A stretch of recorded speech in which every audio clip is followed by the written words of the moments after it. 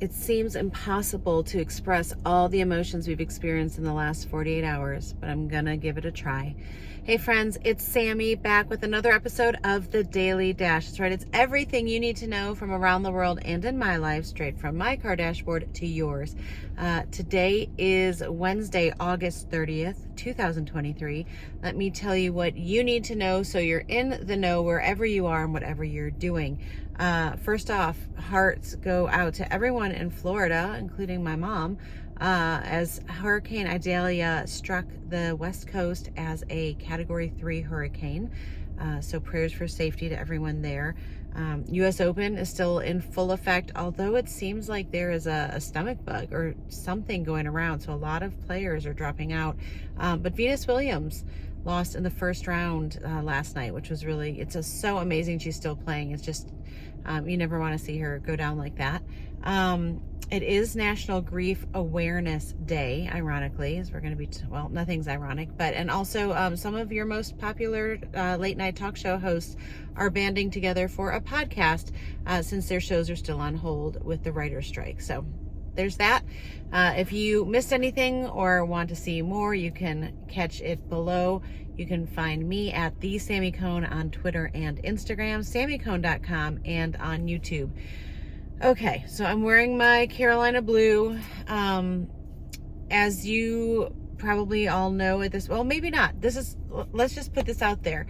There's been a lot of anger that I've felt as well, because I have had such a hard time finding out information about everything that happened on campus on Monday. A professor at the University of North Carolina at Chapel Hill was shot and killed, supposedly by a graduate student, supposedly by one of his advisees.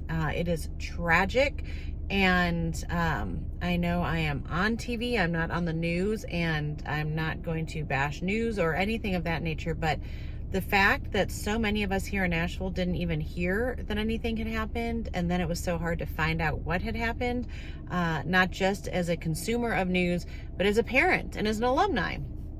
And so I actually put together a post yesterday, and I can link that below, with all the resources that I found that were helpful to me, from hotlines to apps to, just anywhere to go for counseling, non-emergency police numbers. So just honestly, selfishly, so I have it all in one place. So my child has it in one place, but for any other parents, especially that are out of town, or anyone just wanting to know what to do. But that wasn't why I was coming on to talk today.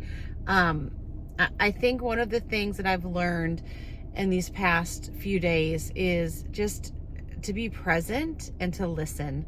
If there's anything I've learned in my almost 50 years on this earth, it's that we should be listening more than we're speaking. And that's especially true in times of tragedy and grief. It's hard. I get it from both sides. Like, when you're grieving, you want to know that people care, but it can be too exhausting to reach out for help. It can be too exhausting to respond to those people that do offer condolences. And then as someone that wants to show up for someone that's grieving, I know there's a challenge for what to say, when to say it, how to say it. So I listen. And I think just to put it out there, and some of the things I've learned to say are things like, don't feel the need to respond, but I want you to know I'm thinking about you. Or, if and when you're ready to share your story, I would love to hear it, and I'm willing to walk through this with you. Or, if you need an ear to listen, or arms to hug, or a shoulder to cry on, just know that I'm available. Or sometimes just saying, I don't know what to say, but I didn't want to be silent. Something as simple as that is just helpful. So you're offering yourself, but just please don't ask leading questions. It's been so hard. And again, a lot of well-meaning individuals, friends of ours, that especially in this last year with Kariss at her first year at college, would come up to me and be like, oh, she's at UNC, does she love it? And like, people have even asked her that. And then there's this presumption that anything less than loving it is somehow a disappointment or a failure. Because does she love it? I wouldn't say she loves it. She loves aspects about it. She loves a lot of her classes. Like, there's things that are great, but there's things that are hard too. So then if you're like me or like my children that want to be fully authentic, and you can tell the minute we're lying, you don't want to be disrespectful or rude, but at the same time, a lot of people aren't ready to hear the whole story. It's just kind of like a how are you, when people don't really want to hear how you are. Or someone will say like, are you okay? And that somehow seems like belittling or demeaning when you know they're not okay. Like, they've just been through a shooting. They're not okay. So I think just being careful with the questions you ask open-ended questions, or don't ask a question at all. Just make a statement saying, I'm here.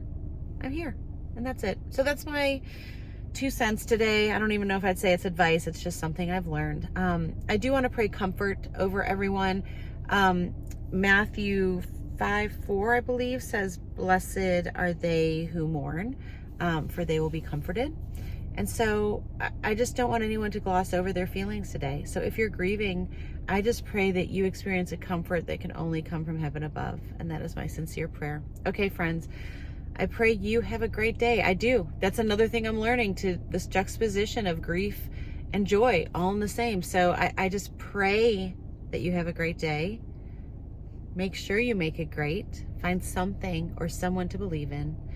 And please do not wait to tell someone you love how you feel about them. Bye, friends.